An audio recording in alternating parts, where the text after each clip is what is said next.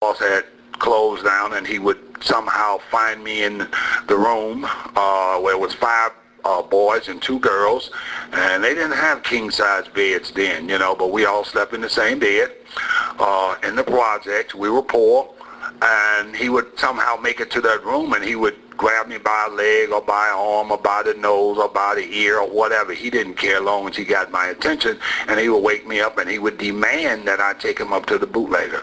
And he was my oldest brother. He had a reputation of being very violent, and he was a lot bigger than me, and so I feared him. I feared him, and I would get up and I would do it.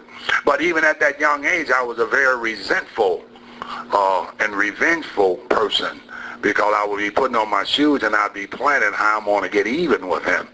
And one of my ways of getting even with him by him being blind is that when it came time for him to step up on the curb, I wouldn't tell him, you see. Or when it came time for him to turn the corner, I wouldn't tell him, you see. And I'd do that little stuff until he'd get mad enough, because he'd be trying to get that drink in him, you see. And he was a serious drinker, an everyday drinker. And I could see the tension, and the anger in his face. And he would squeeze my arm and tighten it. And that meant that I had to walk faster to get him to that bootlegger. And I would do that. And we'd get up there, and he had a little knock on the door, and you'd hear latches slide back behind the door. Never saw a face. And then there would be a bottle that would come out from behind the other door, and it would be wrapped in newspapers.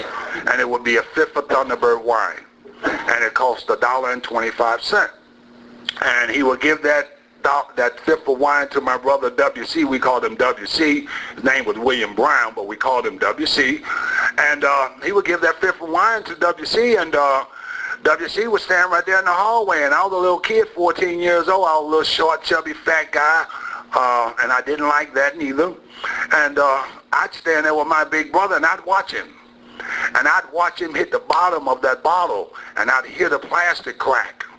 And I'd see him spin the top off, and the top would shoot over across the hallway on the steps, and I'd be watching that top float across the hallway. And then I'd watch him turn that bottle up, and he'd goggle it down, and I'd watch his eyes